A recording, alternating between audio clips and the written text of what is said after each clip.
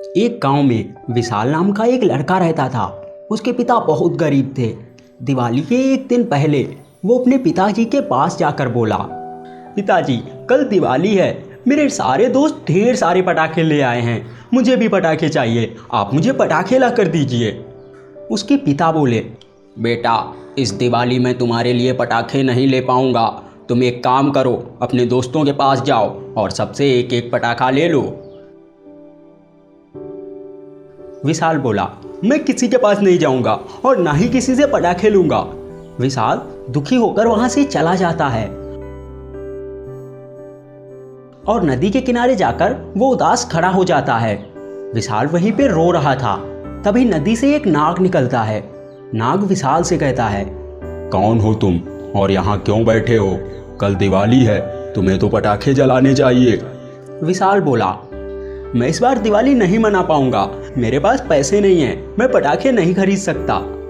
नाग कहता है, मैं एक जादुई नाग हूँ, मेरे पास जादुई शक्तियाँ हैं, तुम अच्छे इंसान हो, इसलिए मैं तुम्हारी मदद करूँगा।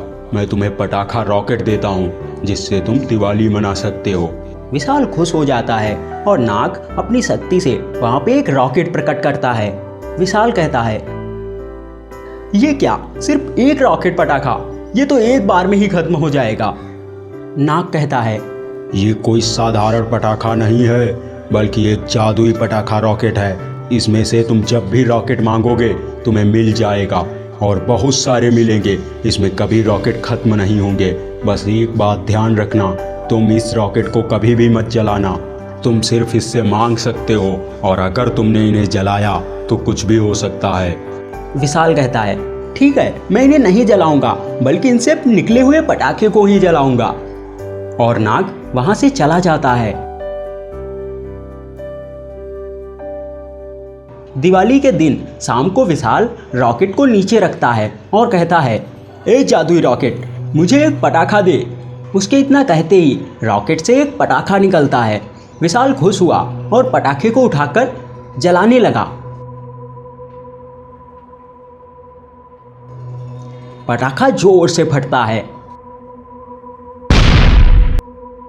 विशाल सोचता है, ये क्या, इसमें तो बिल्कुल भी मजा नहीं आया, क्यों ना मैं इस बड़े रॉकेट को ही जला दूं। विशाल नाग की कही हुई बातों को भूल चुका है। वो रॉकेट को आग लगा देता है और वहां से भागकर साइड में जाता है। रॉकेट जोर से फटता है और उसमें से एक गोरिल्ला बाहर निकलता है। गोरिल्ले को देखकर विशाल बहुत ज़्यादा डर जाता है। गोरिल्ला पूरे गांव में तबाही मचाने लगता है।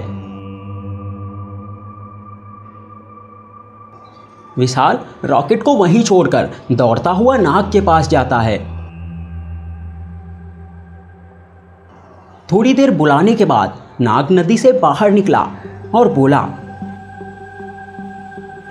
क्या हुआ, अब वापस क्यों आए हो? विशाल बोला, आपने जादुई रॉकेट पटाखा जलाने से मना किया था, पर मैंने पटाखे को जला दिया और उसमें से एक बहुत बड़ा गोरिल्ला निकला है जो पूरे गांव को तबाह कर रहा है, मेरी मदद कीजिए। नाग कहता है, मैंने तुम्हें पहले ही मना किया था, अब उस गोरिल्ला को मारने का एक ही रास्ता है, वो जादुई रॉकेट कहाँ है? विशाल कहता है, वो तो मैं वहीं डालकर आया हूँ।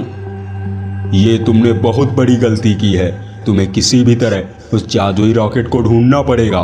तुम जैसे ही रॉकेट से बड़ा होने को कहोगे वो बड़ा हो जाएगा और गोरिल्ले को ले जाकर दूर फट जाएगा।